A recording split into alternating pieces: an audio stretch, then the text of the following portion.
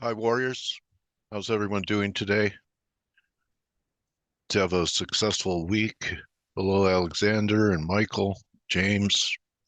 Hi, Ryan, Bran, Kman, Paul. How's everyone doing today? How you doing, Dale? Hey, Ryan, how Morning, are you, morning. buddy? Morning, guys. So, not a lot of change in FX from the NFP on Friday. Um, Nope. Biggest move of note is the metals. Gold's trying to fight its way back. I don't know what took it down. Um, Silver holding last week's lows, gold not. So we'll see. Dixie seems to be in like no man's land to me. I mean, I'd be a buyer down here, and I don't know if Euro got to resistance at 110, but you could try it again and maybe go 1050. I don't know. It's like neutral to me right here for new money. Yep. Oh, thank you, Yakuba. Appreciate it. It's been pretty long already. Uh, anyway, uh, comments from anyone with this? I think it's spot on, mate, with FX's sort of mooching around the middle of last week's ranges. Yeah, Looking for inspiration, I think, is the same for this one. But good it's term. it's given us the ranges to look at anyway. If it's moving above 110, something's happening. Yeah, If it's moving below that low, something's happening. okay. What could be inspiration this week? What are you keeping your eye on? Me personally, obviously, US CPI is going to be the big data ticket. That Okay, could be a kicker for things, and also Chinese CPI at the end of the week as well could be a big decider. okay. So, China, I don't know if a lot of people are paying attention to it, but, it's really having a hard time getting out of its own way. Things that people trade like BABA. Here's BABA. I mean, looks like it wants new lows here. Here's F.A.C.E. Looks like a bear flag wants new lows. So, I mean, compared to what the rest of the world is doing, China's the relative weakness across the globe. Uh, Yeah, Patrick Bulger saying a shadow bank issue. I remember talking to Harold Milgram about shadow banks. He thought they'd be a problem last year. Um, haven't heard him bring it back up. So uh, it, I know that's what some people are talking about. That shadow banking has grown, I believe, to almost 50%, 50% from, I don't know, 10 or so as far as being part of the credit markets now. So, and they're not regulated. And that's why people think there might be an issue. Um, so S&P's first week of January is, was a negative week. I don't know what that usually portends. Maybe a negative year, but I know a lot of people are looking for the S&Ps to be bottoming here or 46. Um, Apple went right to the breakdown, and it looks like it's going to pop now. So really, the gold and silver's the only feature. And we went over silver last week and came up with the possibility.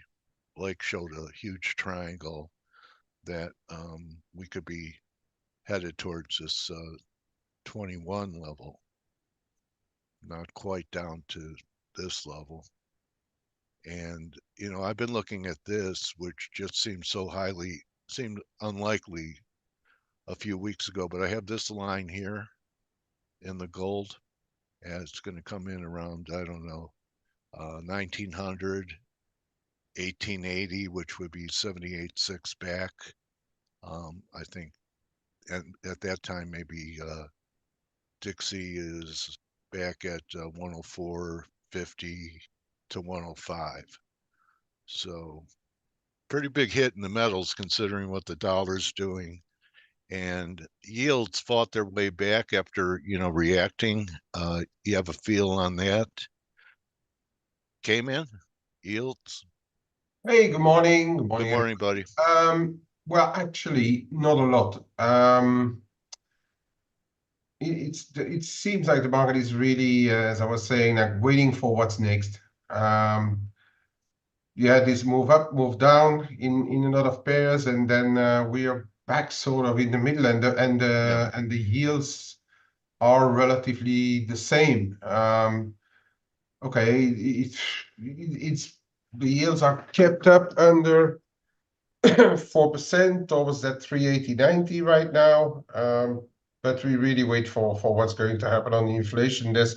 There's a lot of inflation data across the globe this week, and other relatively important data, and then of course the US inflation.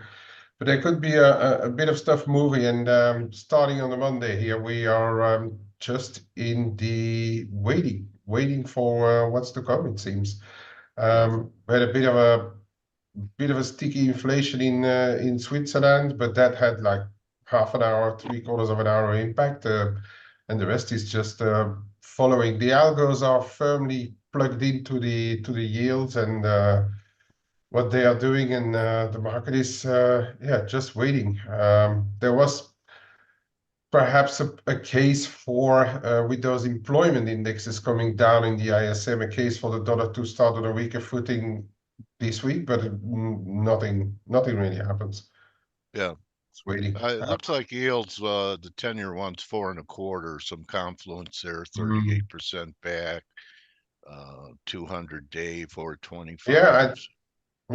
I wouldn't be surprised if we get there if those CPI numbers are a bit sticky, like we seem to get in quite a few part of the world. It seems like those inflation data that we get for December could be a bit sticky. So yeah, why not Yeah. go back up there, and that's probably going to be your low 46s on the S&P then if that happens. Okay. Yeah. All right. And then we decide what the next big Right. leg would be, right? Yeah. Because if we go to 425 and then fail, that's a big deal. But if we go to 425, pull back and then go again, we have Hmm. a different picture. Yeah, absolutely. So I mean, it's this is probably the most important chart on the board right now to be Hmm. paying attention to, in my Yep. extremely accurate and humble opinion. Yeah, Uh, absolutely. yeah. So, I'm laughing Are you inside, neutral Dale. on this, Dale? all right. Well, it's good. It's good to laugh All right, Dale. inside. That means it's in your soul, man. Yeah. You're Are you laughing in your neutral on this, soul. Dale? Huh? Are you neutral on this? I'm strongly neutral to the board for today, For except today, at metals. least, yes.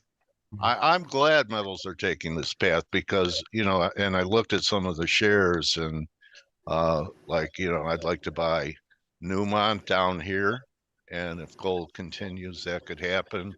I want to buy some silver shares or add to positions. Here's an interesting one. It's been the relative weakness endeavor, but it's starting to diverge. So, all right, let's do a poll between this symbol and this symbol. Which one would you buy on a break? I'll be like an ophthalmologist. This look better or this? Well, wouldn't you buy something that has already shown that it can bounce easier? Exactly. All right. So I actually think there's a chance to buy it around here, maybe here, when silver. I think a lot of things are going to happen concurrently. High in the dollar, this recovery over, Hmm. um, and bottoms in, metals and miners. Any comment on WTI? I actually heard a guy that Blake's probably familiar with. It's been on the financial media for a long time, John Kilduff. Remember him, Blake? I don't actually. Okay. Anyway, he's an oil guy, and he was talking about last week that the Saudis are losing patience with other OPEC members, and they may do what they did a few years ago when crude went to negative and kind of knock our frackers out. There was news that we had record oil production here last year in the U.S. And the administration, because they're green, they don't go out and talk about that. I think it's pretty good considering the administration that we're still generating. But the Saudis would like to knock some producers out, and so they may just come in and say, the hell with it, and just take the market down to bankrupt some people, maybe even some countries. That makes sense because that knocked out a lot of frackers last time we did. They took that route. So yeah, right. So anyway, that's what Geldof was saying, and he was talking, $40 oil sometime this year. Wow. So not negative, no negative prices again. The times have changed, but down to 40 he was talking. Well, I think if you're looking at WTI, and by the way, good morning everybody, happy Monday to you. It's been a slow open to the markets this Monday. How cold was it there for you, it's Blake, this 30 weekend? degrees right now, which is below freezing. Yeah, so it's cold. Okay, yeah. Yeah, you're not the only one. Let's put it that way. Just wondering. Yeah, crude's been capped by the 50 DMA, and I think while it's below that, and I have the same trend line you're looking at is exactly what I'm looking at, and we can't, like last week I was like, okay, if we can get above 75, then at the end of the week I'm like, if we can get above 74, but for now, I mean, it sure as hell doesn't look like it's going. This looks like higher. I drew this line, I don't know, months ago. You could tell I don't even have it extended out, but that's the low 60s. Yeah, and that's I think it's doable. Yeah. So anyway, right, bro, if you want to take over, I'll take over from here. And like I said, good morning, everybody. I hope you all have had a great weekend. And I'm going to take a little bit different approach to this week because obviously we have CPI this week. CPI is what everybody's looking at, but there's CPI like Ryan, you just said, there's Chinese CPI. We have Tokyo CPI tonight out of Germany. Joking, it's Tokyo CPI. It's out of Japan. We have Australian CPI this week. We just had Swiss, inflation data too come out. So it's kind of around the globe. But I think more importantly is let me ask this question. And I can start with Ryan, since Ryan was the first one to answer earlier. What do you feel about the trajectory of inflation this, moving forward? Do you think we're at a level where it's going to be very difficult for inflation to continue to come down, or do you think we're going to still see disinflationary pressures? What are your thoughts here? Depends what you're talking about. You're obviously seen a bounce in Eurozone inflation, seen a bounce in Swiss inflation. Japan inflation has been edging down a bit. For the US, you've got to think that if the economy is going to remain in soft landing mode, then inflation has got to hit a low and then maybe stabilize and start rising again, because you've got the economic impact there to keep inflation in the pipe. We saw from wages on Friday from the NFP, they were supposed to go down to 3.9%. They went up to 4.1%. So there's still plenty of inflationary pressure there. So I think there's a chance we start to see inflation maybe bottoming out in the US. And then, we've got to see what it does from there. Does it just go sideways for a bit, or does it start creeping back up again? Yeah, and it's like one of those. It's one of those things that we've talked a lot about it. Since all of last year.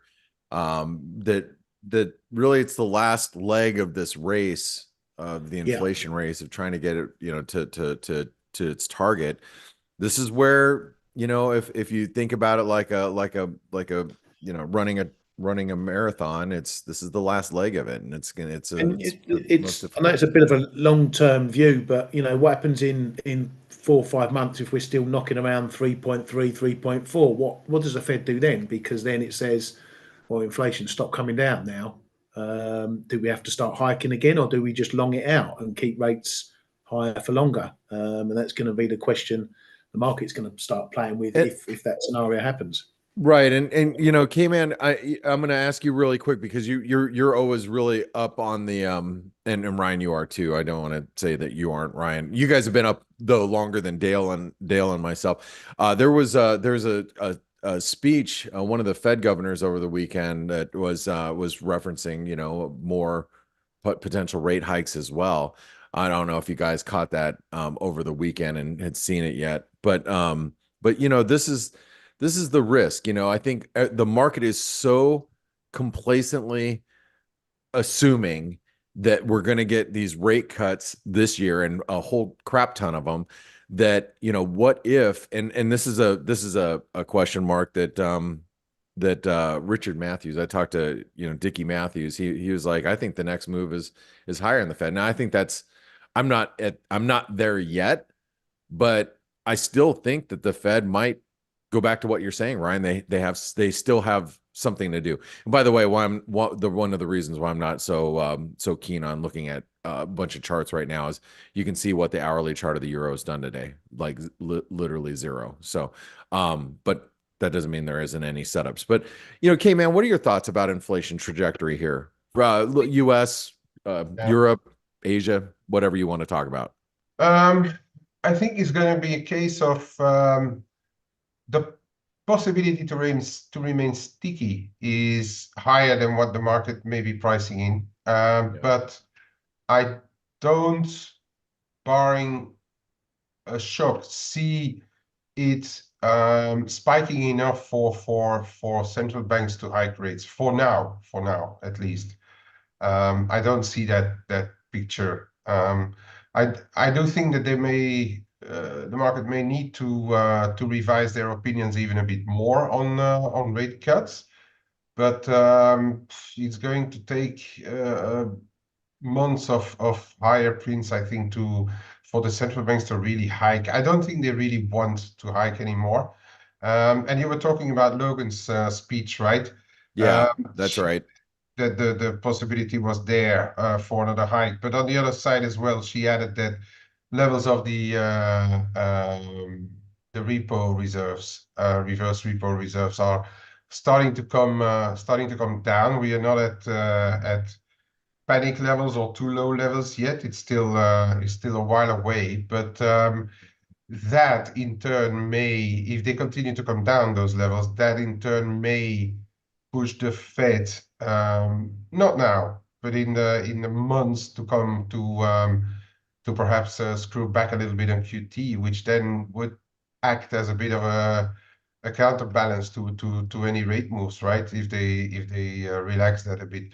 So for me, medium term, the inflation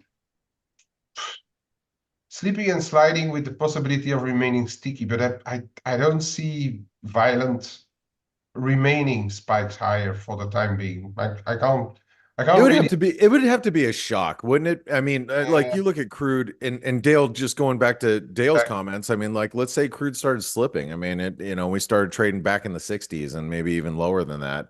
By the I way, mean, the Saudis cut Saudi Aramco cut its light crude prices by $1.50 today. So they are still a bit worried about the demand side. oh, well, I think demand is going to be a bit of an issue, as we come to this year, barring any shocks. And that's the thing, is barring any shocks. And we could still see, flare-ups obviously in the Middle East. And so anyway, it really interesting I don't about see it. peace there. I don't see peace in the Middle East anytime soon. Actually, we're trying to contain it from being a regional conflict. And I really don't see any way of it not becoming that, maybe by the summer. Yeah, I mean, I guess so. And I think that's the one issue that would, reverse Yeah. crude, I think, a bit. Yeah. But as of right But now, you can see, I think it's out there, yeah. probably right. Well, months away. So let's really quick talk about Australia. And you guys probably saw the chart earlier. This is the Aussie, and we're really flirting with some pretty key support. Now, there's something that's happening tonight. We have I say tonight, it's actually tomorrow morning in Australia. We got retail sales, and then 24 hours later we have CPI. I think we got to be watching the Aussie. I'm carefully watching it for a few reasons. Let me grab this really quick. I need to move that over just a bit. Okay. And let's go here. And you can see it right there. Okay. And so let's remove that. I'm just doing a little bit of work with you guys here. So you can see this is a 38% retracement. That's at 66.44, right? It's also, and I'm just going to redraw another one, right? There's a 618 right there. Really key trend line support, big support zone.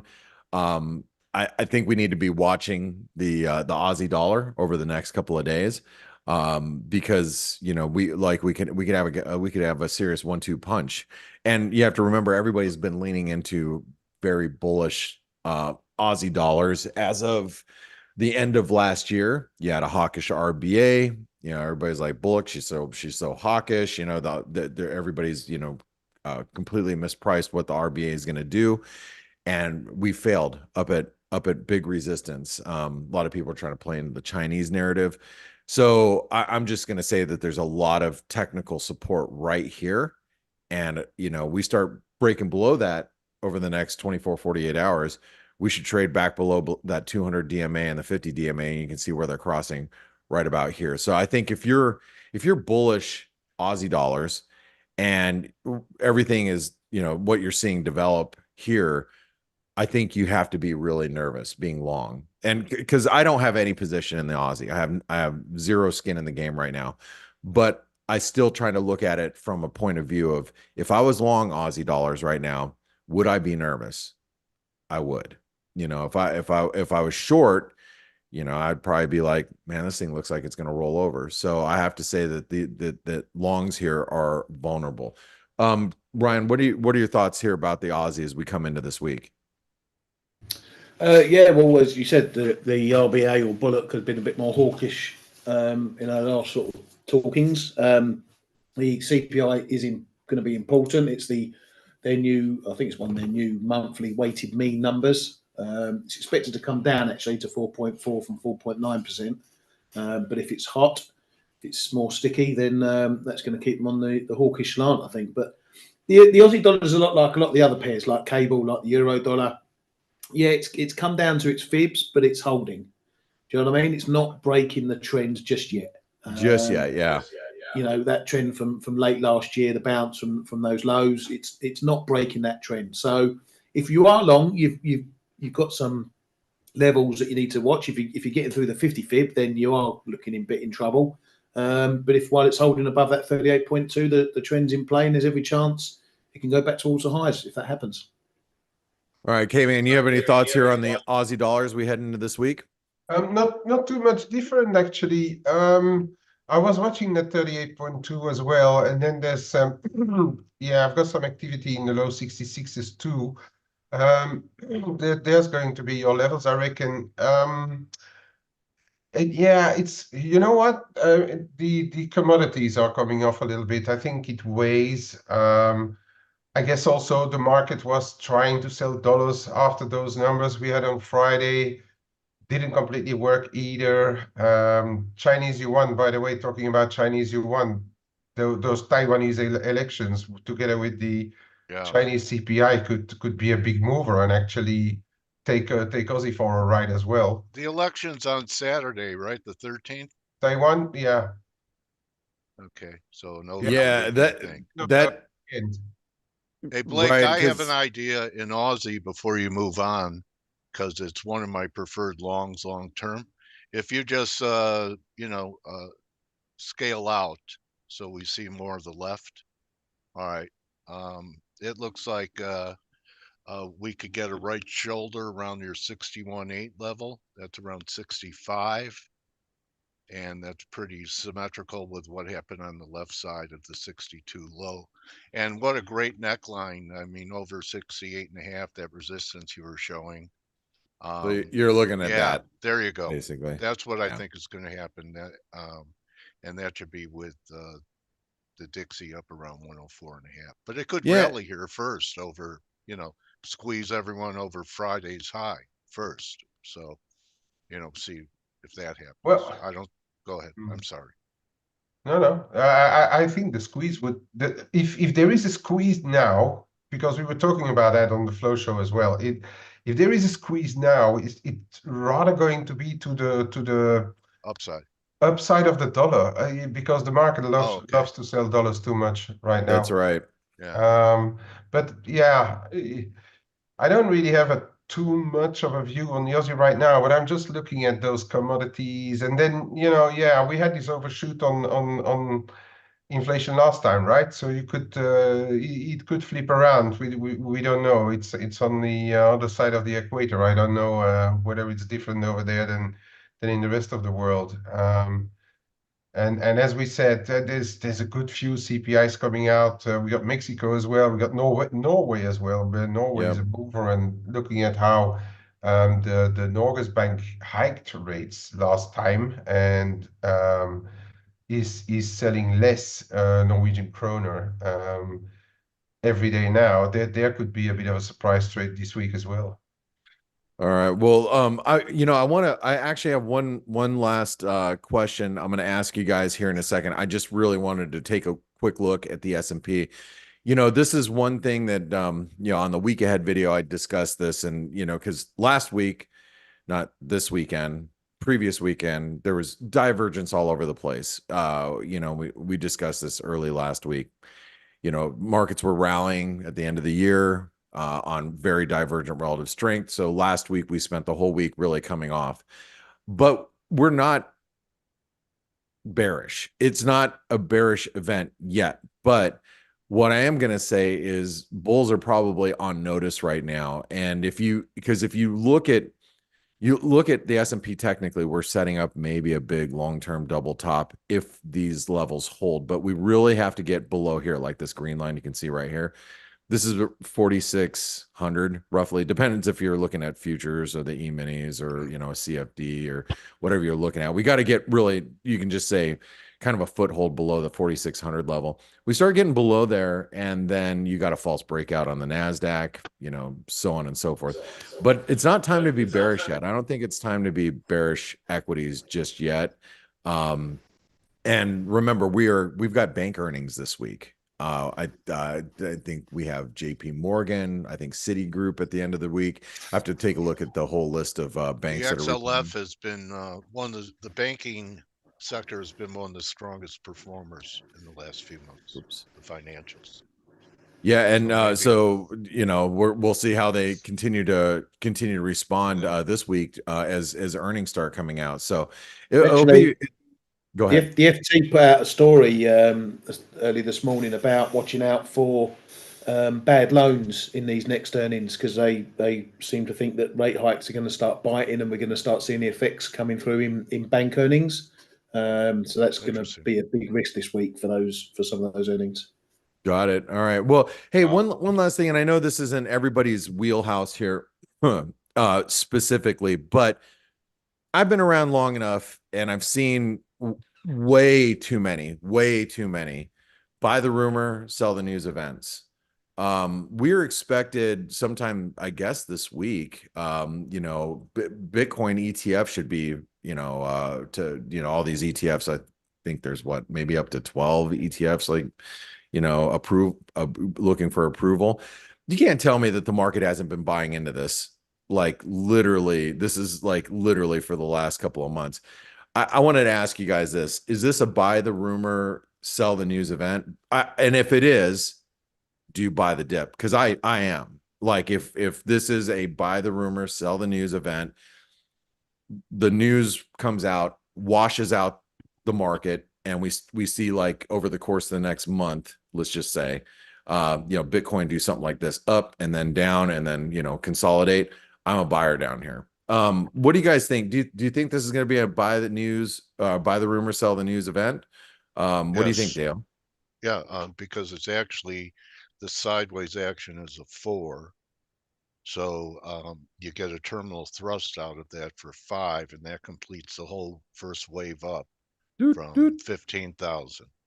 And then you could do, retraces of that move for buy points. Yeah, this So long-term I'm with you. 618 comes in I around think 49,000. So good intuition.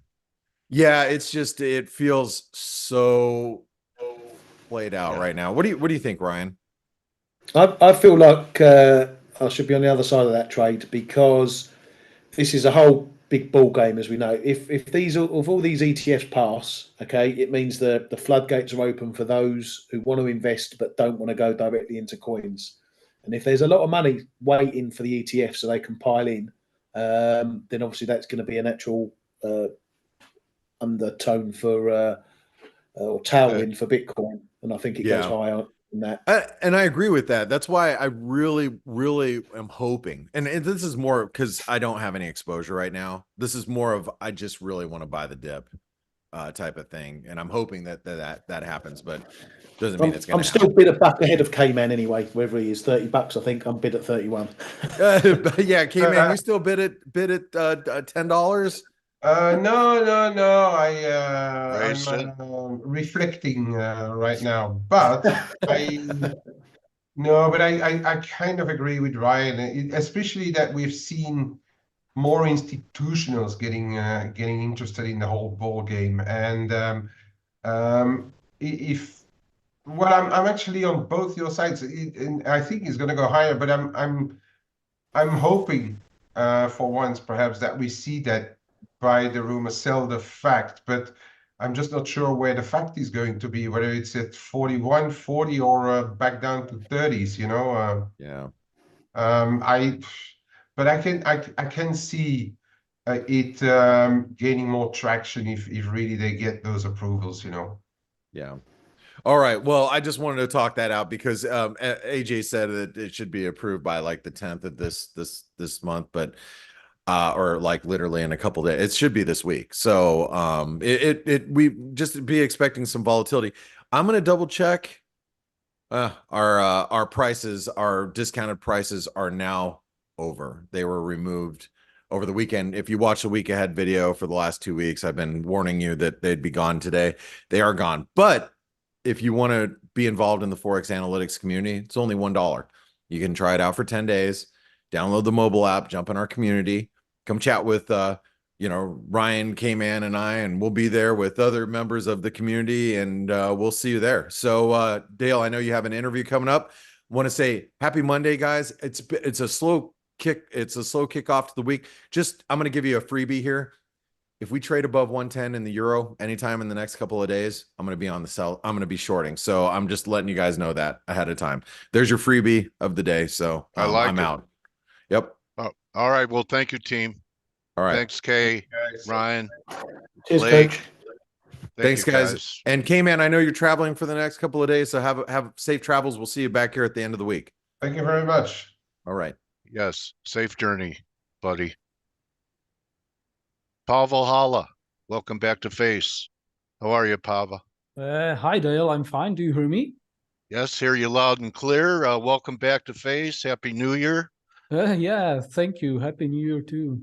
So I recall from our last conversation, you were trading a spread differential between, I believe, Kansas City wheat and Chicago, and wheat was, had rallies and basically sideways to lower, and I believe that worked out for you and your subscribers. Yeah, frankly, I don't remember that. I remember we are talking about copper and the copper gold ratio, which was, short the copper gold ratio, which was my preferred way to play the metals back then. But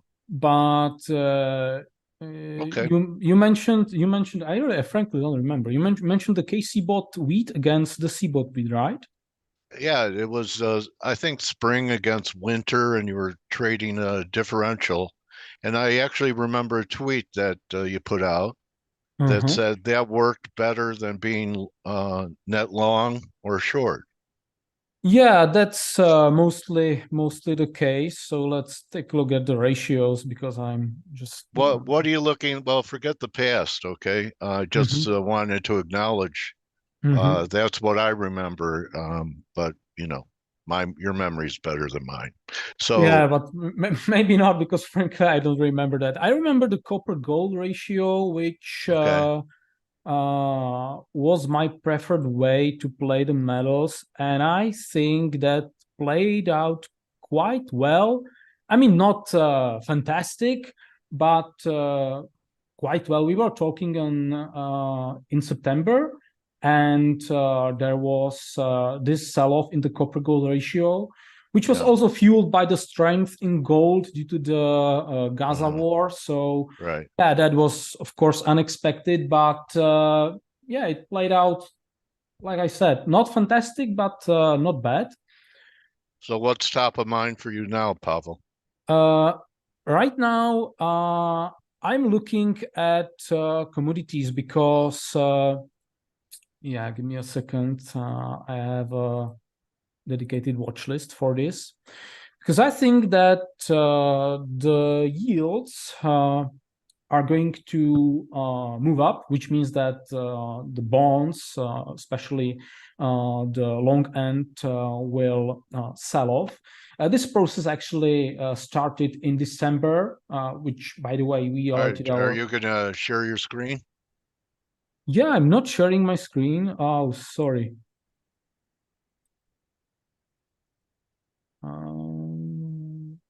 on the bottom? Yeah, Here here we we go. go. Okay.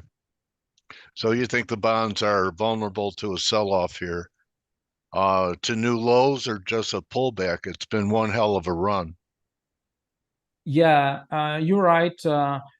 I don't know if we will make a new low or if it will be just a retracement. I will stay data dependent, but I think this will not be a brief thing. So at least a number of weeks, preferably few months. So that's why I'm interested in that.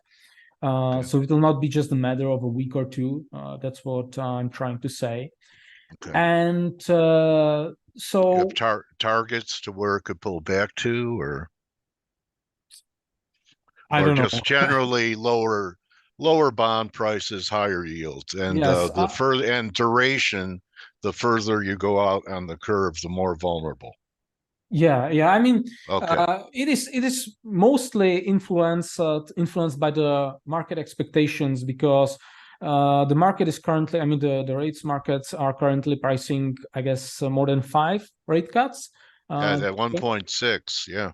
And it's too much in my opinion, and the positioning is also washed out, not just in bonds but also the dollar and related assets.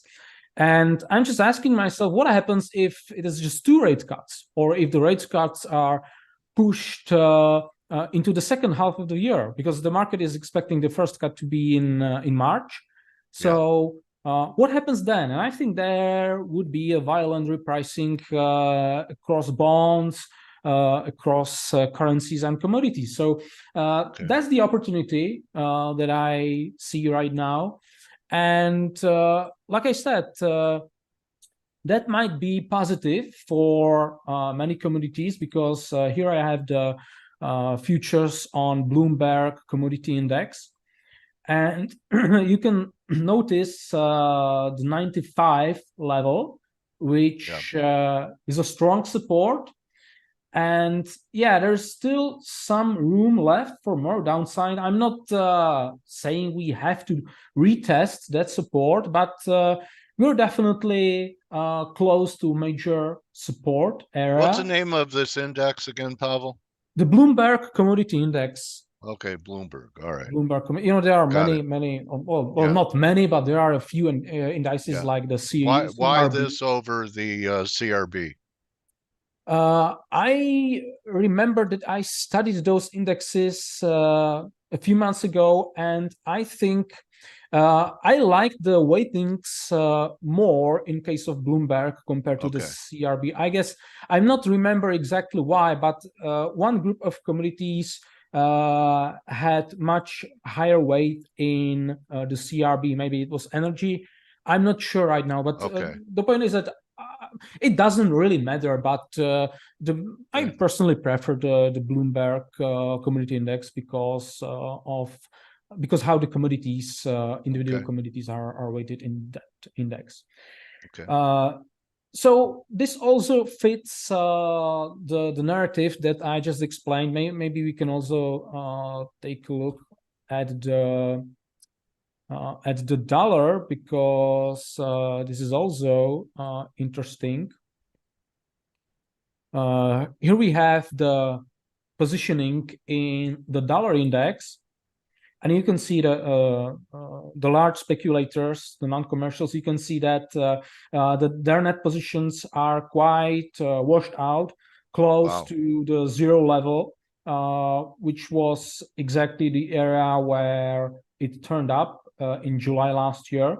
And when I close the net positions and focus just on the net traders, basically the number of traders who are net long minus the number of traders who are net short, you can see that we are negative right now, which means that the majority of large speculators are short the dollar. Of course, they can go much more negative, no doubt about that. But from the sentimental point of view, there's much more upside than downside. And so that's the reason why I think that... Do you think back above 107 or just a bounce in the dollar?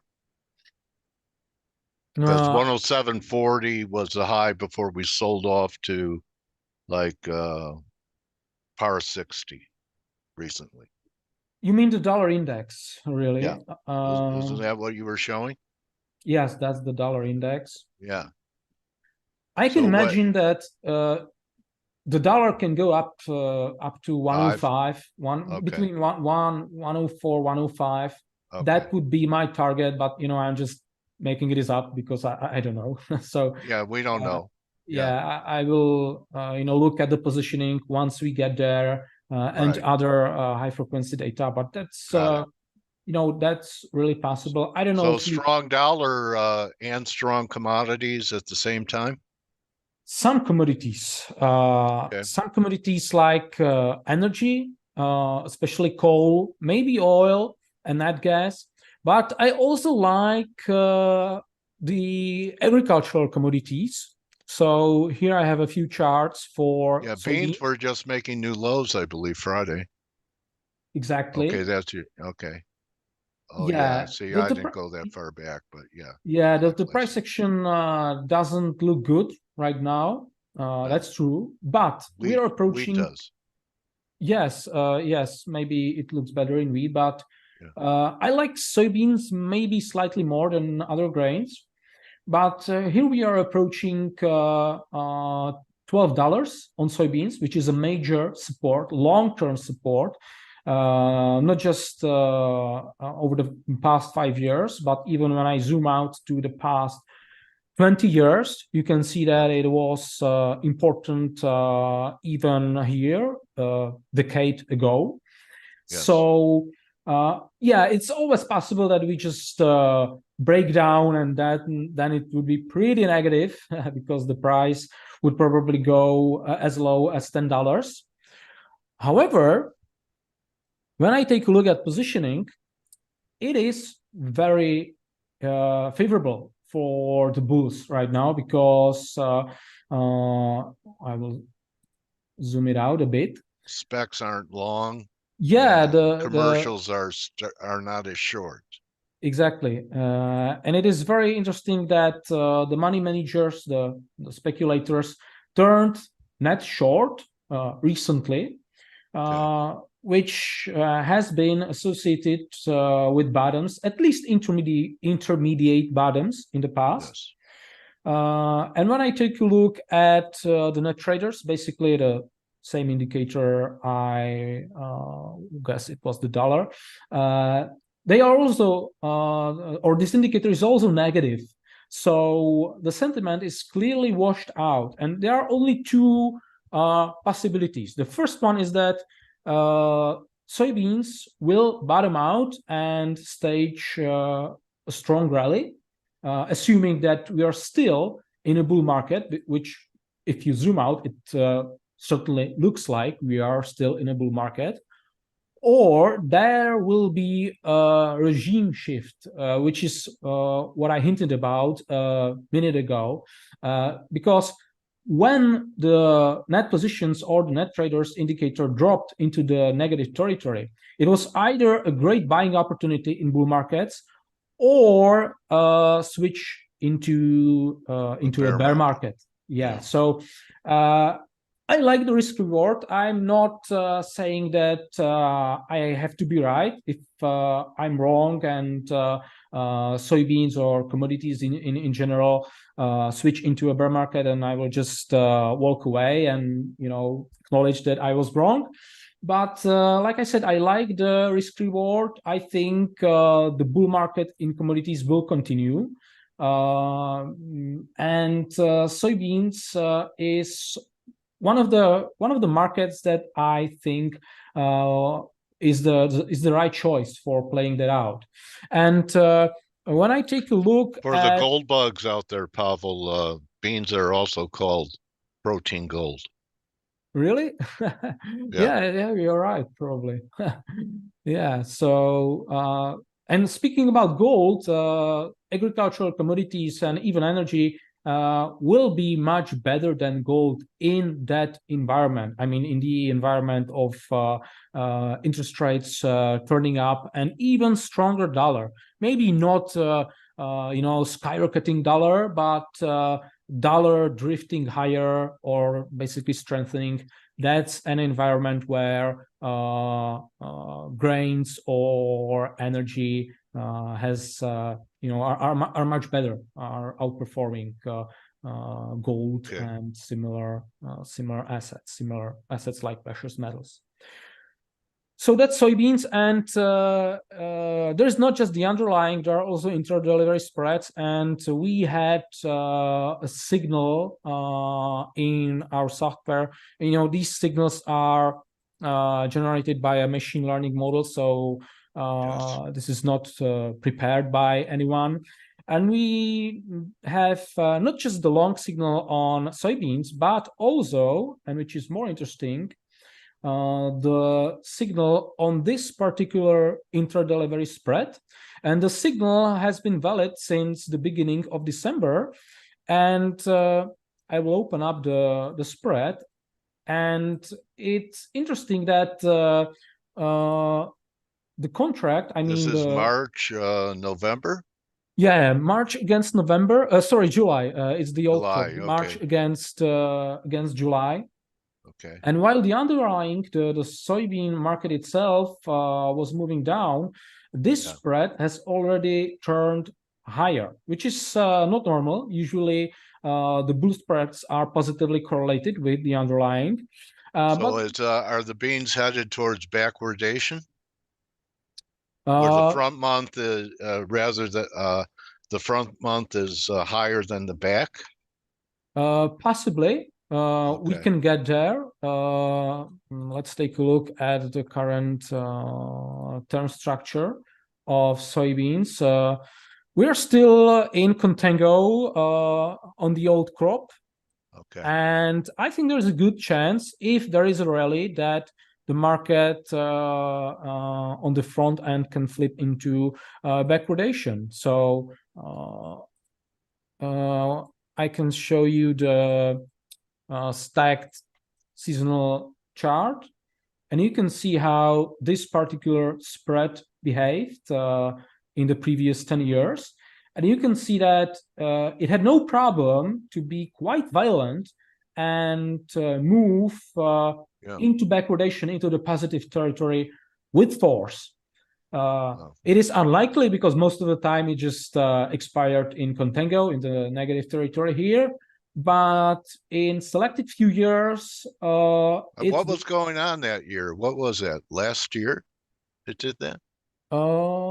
Yes, Yeah. it was. I will hide those, boring, Dates.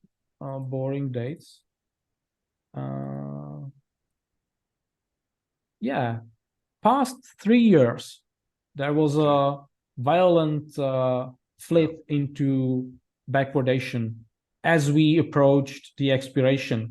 So maybe it will not work 4 times in a row. That would not be surprising. But who knows? I like the positioning. I like the macro landscape and the market sentiment regarding soybeans. So there is a decent chance it will play out in a similar way. So I would definitely look forward into switch into backwardation. Okay. So Nice. Okay. We don't have many people come on here and favor an agricultural instrument, and I think it's interesting, the positioning, and you bring nice ideas and insight to the table every time you're here, Pavel. yeah, thank you. And that's the reason why I picked agriculture, because like you said, most of the people are watching just the major asset classes, stocks, energy, when we mention commodities, and not smaller markets. But grains are not small markets, No. These are huge markets, very liquid. So it is no Did you problem. see this Bitcoin move coming? Or was it too obvious just because they were going to put out ETFs?